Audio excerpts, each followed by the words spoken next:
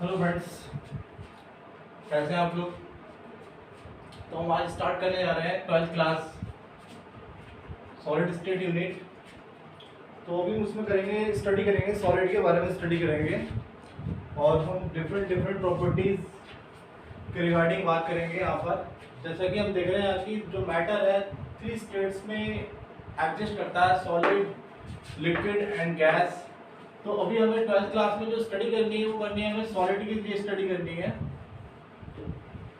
तो यहाँ पर देख रहे हैं कि जो सॉलिड है, सॉलिड की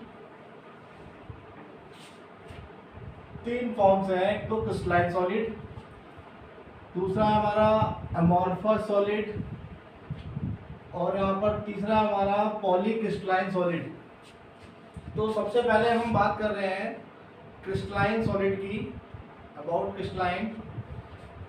क्रिस्टलाइन सॉलिड में और अमॉर्फस सॉलिड में एक बेसिक डिफरेंस है कि यहाँ पर जो पार्टिकल्स हैं, एटम्स हैं क्रिस्टलाइन सॉलिड में, उनका जो ऑर्डर होता है बिल्कुल अरेंज होता है, एक के बाद एक रेगुलर मैनर में होते हैं। यहाँ पर इनका जो ऑर्डर होता है लॉन्ग रेंज ऑर्डर होता है। लॉन्ग रेंज से मतलब है कि जैसे कि हम यहाँ देख रहे हैं कि इसके डायग्राम में ए के बाद बी आ रहा है, बी के बाद फिर ए आ रहा है, बी, इस तरह से लॉन्ग रेंज ऑर्डर है। जहाँ भी देखेंगे A B A B A B A B B A B, इस तरह से हमें मिल रहा है। इनकी जो प्रॉपर्टी होती है, इनका जो नेचर होता है वो कैसा होता है, एनिसोट्रॉपिक होता है। एनिसोट्रॉपिक से मतलब है कि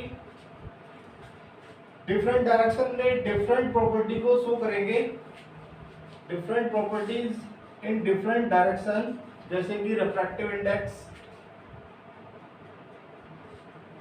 इलेक्ट्रिकल एंड थर्मल कंडक्टिविटी, इस तरह से। दे शोज क्लीन क्लीवेज।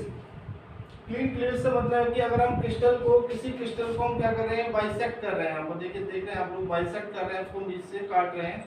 तो काटने के बाद जो हमें यहाँ पर जो सरफेस दिखेगी, बिल्कुल यहाँ पर साफ एजेस दिखेंगे, बिल्कुल स्मूथ क्लीन क्लीवेज होगा यहाँ पर। और इसके यहाँ जो एग्जांपल है, जैसे क्वार्ट्ज है, क्वार्ट्ज ग्लास है, तो ये एग्जांपल किसके लिए है, क्रिस्टलाइन सॉलिड के लिए है। अमॉर्फस सॉलिड, जैसा कि हमने भी बताया कि पार्टिकल्स का जो एटम्स का जो ऑर्डर होगा बिल्कुल अरेंज होगा, बट यहाँ पर एटम्स का ऑर्डर अरेंज नहीं होगा।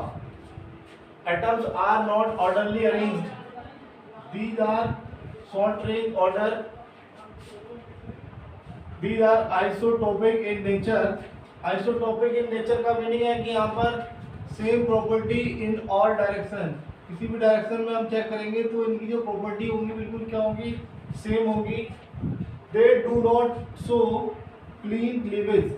अगर हम क्रिस्टल को यहाँ से बाइसेक्ट कर रहे हैं तो इसका जो क्लीवेज होगा वो स्मूथ नहीं होगा, बिल्कुल साफ नहीं होगा। इस तरह से दिखाया गया है, ये क्लीन क्लीवेज नहीं है। यानी कि जैसे कि आप रबर को काट के देखिए तो रबर जो है स्मूथ नहीं कटेगी बीच में से। ये जो सूडो सॉलिड है इनको नॉट ट्रू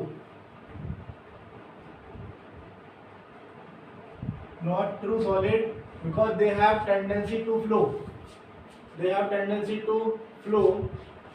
जैसे कि रबर है, ग्लास है, यहाँ पर प्लास्टिक है। तो यहाँ पर था शॉर्ट रेंज का मतलब कि जैसे हमने देखा ए के बाद बी आया, बी के बाद फिर ए आया, फिर बी के बाद ए बी ए।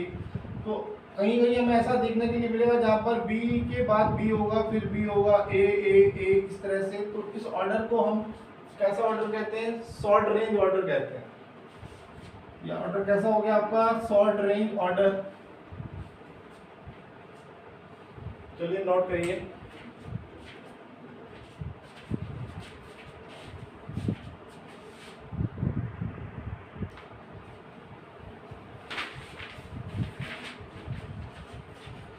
देखिए यहाँ पर हम देख रहे हैं कूलिंग कर्व यहाँ पर हम देख रहे हैं अमॉर्फस के लिए। जैसे हम अमॉर्फस को कूल करते हैं तो टाइम के साथ साथ जो ग्राफ जो है, टेम्परेचर क्या हो रहा है यहाँ पर, डिक्रीज हो रहा है। जैसे ही टाइम क्या हो रहा है यहाँ पर, इंक्रीज हो रहा है, टेम्परेचर क्या हो रहा है यहाँ पर, डिक्रीज हो रहा है। But in case of crystalline curve है वो स्मूथ नहीं है। सबसे पहले यहाँ लिक्विड फॉर्म में था, तो जैसे हम नीचे आए तो क्या एनर्जी डाउन हो रही है, टेम्परेचर क्या हो रहा है, डिक्रीज हो रहा है। तो यहाँ पर ये कांस्टेंट है यहाँ से यहाँ तक। यहाँ पर क्या हो रहा है, सॉलिडिफिकेशन प्रोसेस हो रही है। और सी से डी तक क्या हो रहा है, कम्प्लीटली क्या हो रहा है, सॉलिड में चेंज हो रहा है। यहाँ से क्या हो रहा है, चेंज हो रहा है। और टेम्परेचर भी क्या हो रहा है, डिक्रीज हो रहा है, जैसे कि टाइम इंक्रीज हो रहा है। तो हमने कूलिंग कर्व से डिनोट किया है। तो इसका जो कर्व है बिल्कुल स्मूथ होता है विदाउट एनी ब्रेक। और जो क्रिस्टलाइन होते हैं उनका जो कर्व होता है स्मूथ नहीं होता है। यहाँ से यहाँ तक कंटिन्यूस है, यहाँ ब्रेक हो गया, फिर यहाँ से यहाँ तक कंटिन्यूस है, यहाँ ब्रेक हो गया, फिर यहाँ से यहाँ तक कंटिन्यूस।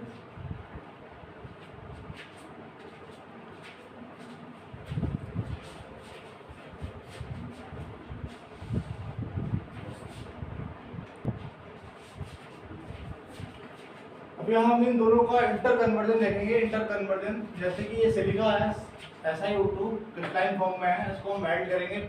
वैसे ही मेल्ट करेंगे, मेल्ट के बाद जैसे ही कूल करेंगे तो कन्वर्ट किस में हो जाएगा, एमोर्फस में चेंज हो रहा है। यहाँ पर एमोर्फस को हम एनीलिंग कर रहे हैं। एनीलिंग का प्रोसेस, कांच को किसी गिलास को ठंडा करने की जो प्रोसेस होती है उसको हम एनीलिंग कहते हैं। तो एमोर्फस को हम एनीलिंग कर रहे हैं, तो यहाँ पर क्या हो रहा है, क्रिस्टलाइन फॉर्म में चेंज हो रहा है। इस तरह से आपस में क्या हो सकते हैं, इंटर कन्वर्ट हो सकते हैं।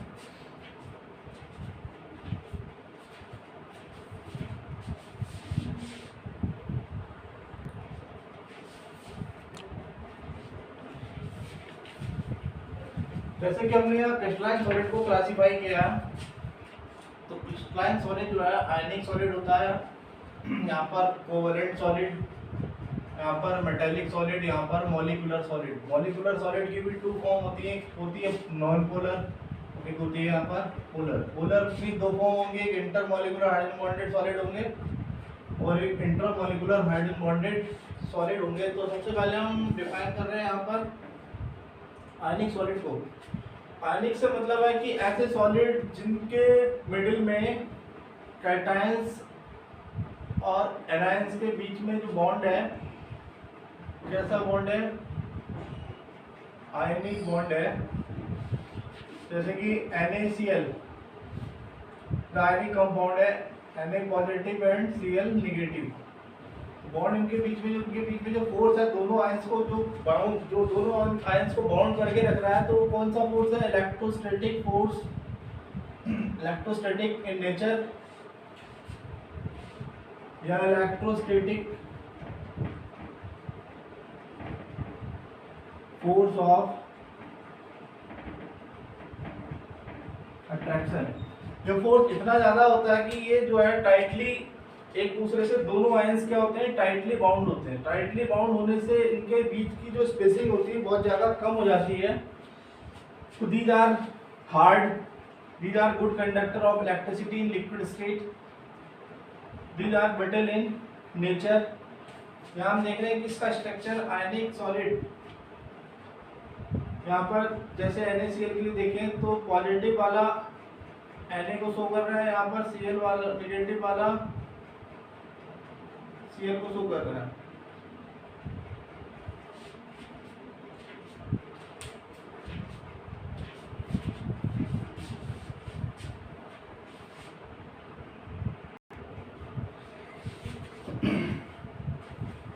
कोवलेंट सॉलिड, अब हम कोवलेंट सॉलिड की बात करें, इससे पहले हमने आयनिक सॉलिड डिस्कस किया था। कोवलेंट सॉलिड में जो पार्टिकल्स एटम्स के बीच में जो बॉन्ड होता है उसको हम कहते हैं कोवलेंट बॉन्ड। तो जितने भी कोवलेंट सॉलिड है उनके बीच में जो बॉन्ड होता है, एटम टू एटम जो बॉन्ड होता है, कोवलेंट बॉन्ड होगा। इनका जो स्ट्रक्चर है कैसा है, नेटवर्क सॉलिड। जैसे कि 2 टाइप से इनको हमने डिफाइन किया है, 3D एंड 2D। 3D में हम रखेंगे डायमंड, सिलिकॉन कार्बाइड और एल्युमिनियम नाइट्राइड। 2D में हमने यहाँ पर देख रहे हैं ग्रेफाइट है, बोरोन नाइट्राइड है, कैडमियम आयोडाइड है। 3D टाइप की बात कर रहे हैं, तो 3D टाइप में जो एटम्स के बीच में जो फोर्स रहेगा, स्ट्रॉन्ग कोवलेंट टाइप, बट यहाँ पर जो फोर्स है attraction, force of attraction is van der Waals forces. These are bad conductor of electricity due to absence of free electron. No free electron. Their melting and boiling points are very hard. Obviously अगर इनके बीच में strong bond है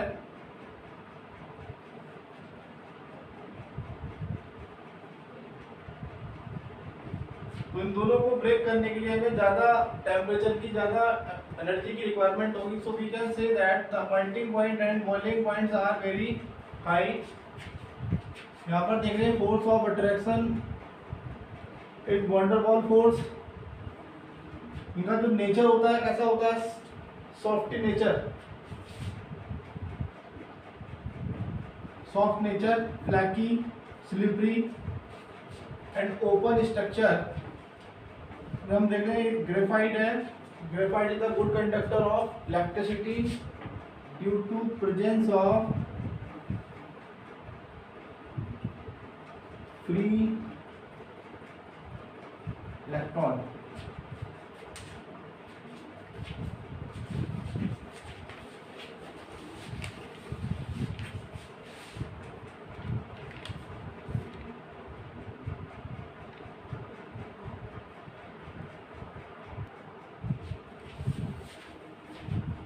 यहाँ पर हम metallic solid की बात कर रहे हैं. नेक्स्ट कोवेलेंट के बाद देख रहे हैं कि यहाँ पर मेटल कर्नेल है,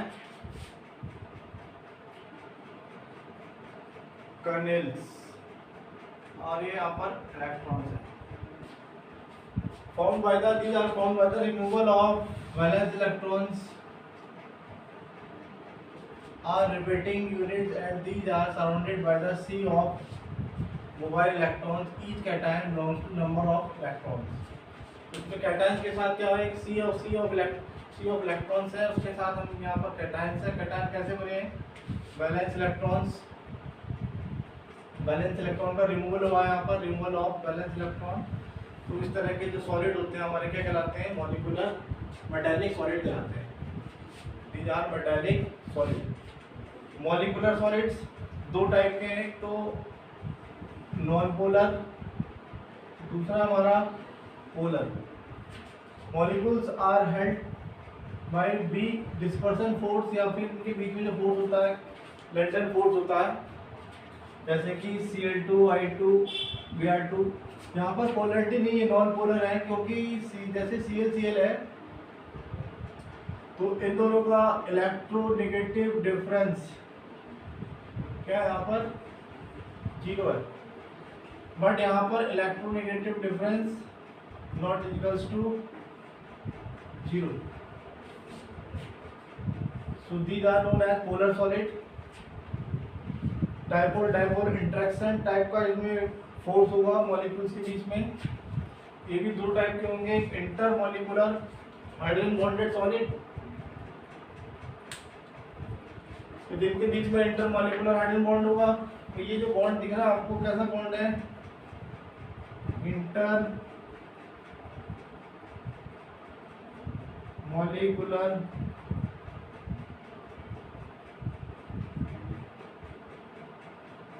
hydrogen bond dash dash dotted form में.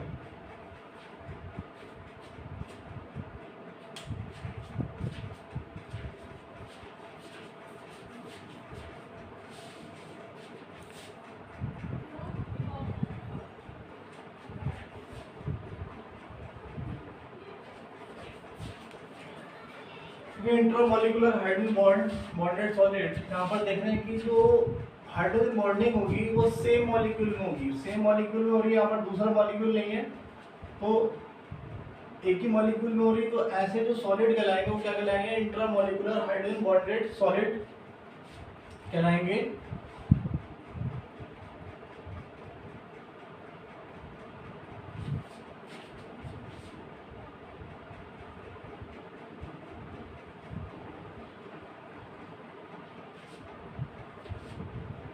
amorphous solid.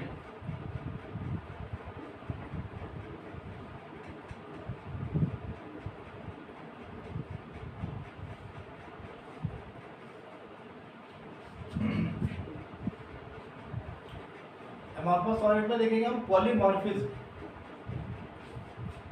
पॉलीमॉर्फिज्म का मीनिंग है कि यहाँ पर केमिकल कंपोजिशन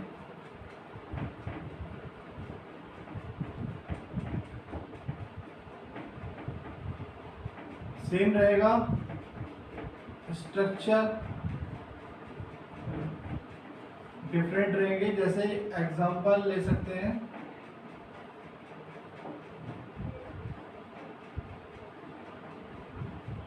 डायमंड,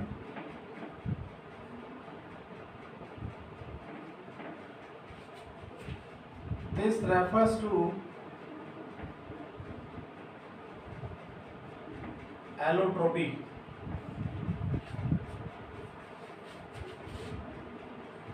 इसी में हम दूसरा देखेंगे आइसो।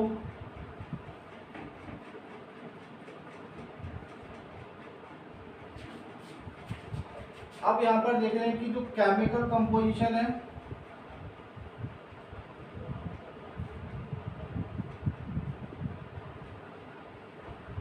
वो डिफरेंट है, स्ट्रक्चर क्या है यहाँ पर सेम। एग्जांपल देख सकते हैं, MgSO4 into C1H2, FeSO4 into C1H2, KMnO4, KClO4। Chemical composition दिख रहा है यहाँ पर जो डिफरेंट है, यहाँ पर MgSO4 C1H2, यहाँ पर FeSO4 है, और इनके जो शेप होगी, स्ट्रक्चर होगा वो सेम होगा।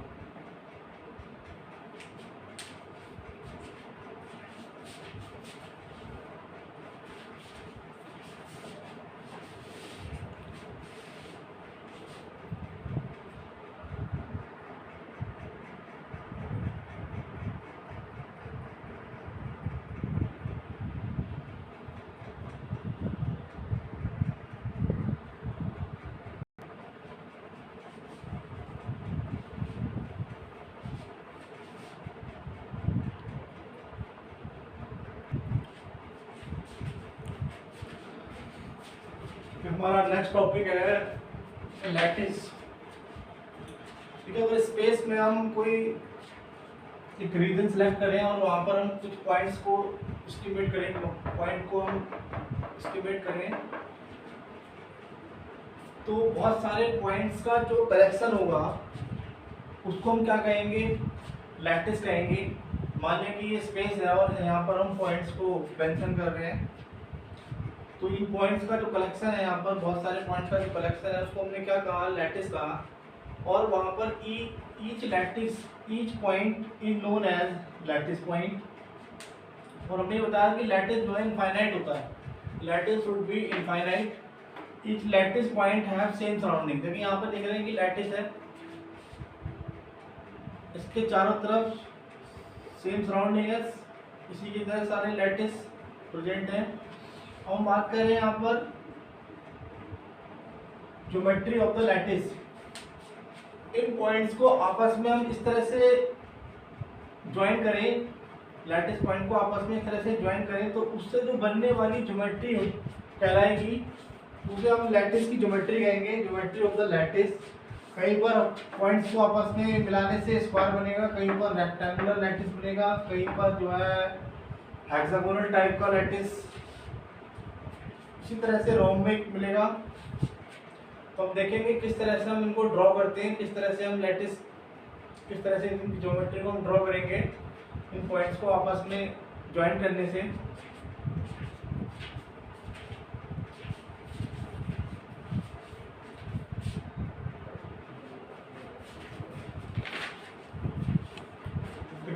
ये जो सारे अपने भी डिस्कस किए हैं, square lattice, rectangular lattice, hexagonal lattice and parallelogram lattice and the rhombic lattice.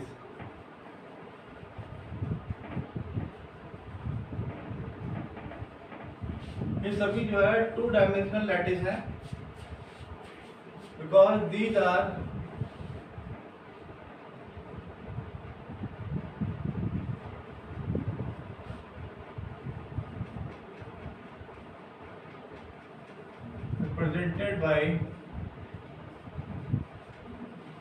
Vector A and B.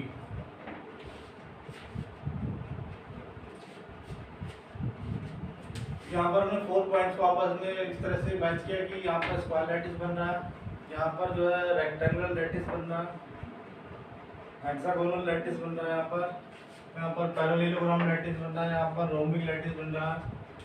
And these are also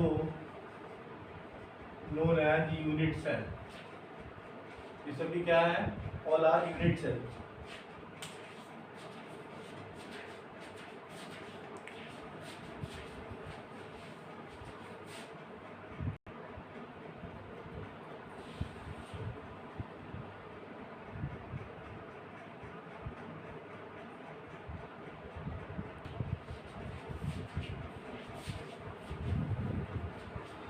Three D lattice represented by the vector A, B and C. Side A is B is C. The angle between the two edges is called interfacial angle. यहाँ पर discuss कर रहे हैं unit cell. The smallest portion of the crystal lattice, किसी भी crystal का smallest portion. अभी हम बात कर रहे हैं क्रिस्टल है हमारे पास,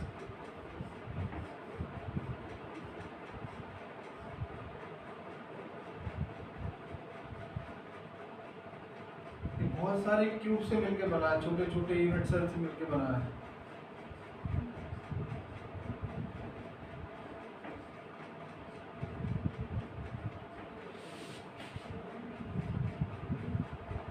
तो ये सब क्या है? यूनिट सेल है। Smallest portion of the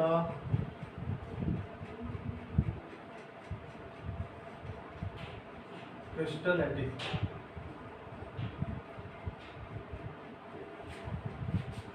The smallest portion of the crystal lattice which on repeating in 3D form, 3D, 3 dimension and form the entire crystal. It is the smallest unit. It is the smallest unit of a crystal lattice is called unit cell. जैसा कि हम देख रहे हैं यहाँ पे कि एक यहाँ पर देख रहे हैं कि क्रिस्टल है, कंप्लीटली क्यूबिक क्रिस्टल है।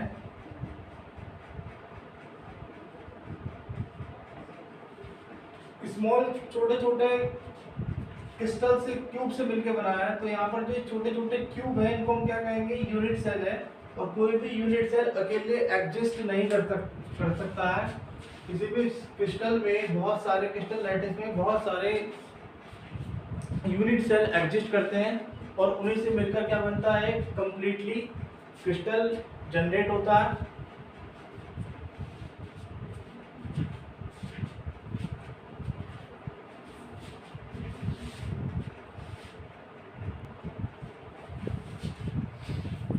हम देख रहे हैं types of unit cell.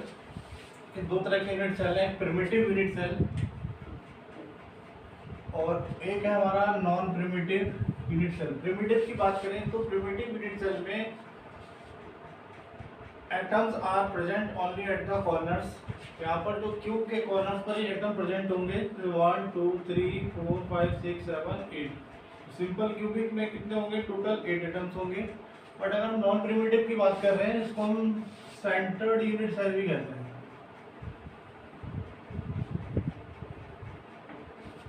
Atoms are present at the corner as well as present at the center of the crystal faces and edges. सबसे पहले देखेंगे फेस सेंटर्ड क्यूबिक। जैसा कि नाम से पता लग रहा है कि एटम्स कहाँ प्रेजेंट है? फेस पर भी है। 8 atoms at the corner and 6 atom at the faces. 1 2 3 4 5 6 7 8। 8 कहाँ पर है? कॉर्नर पर है। जबकि 6 1 2 3 4 5 6 at the faces. Total atoms कितने हो गए? 8 + 6 = 12। बॉडी सेंटर्ड में देखेंगे 1 atom present at the centre of the body and 8 atoms are at corner. Total atoms are total atoms 8 plus 1 is equals to 9 4 BCC and A centered unit cell में देखेंगे A centered unit cell में 8 atoms at the corner 12 atoms at the edges। इस तरह से हमने इसको corner पर 8 रखे हैं और यहाँ पर एज के सेंटर पर हमने यहाँ पर कट करके दिखाया। टोटल कितने एज हो गए 12 हो गए। 8 plus 12 इक्वल्स टू 20।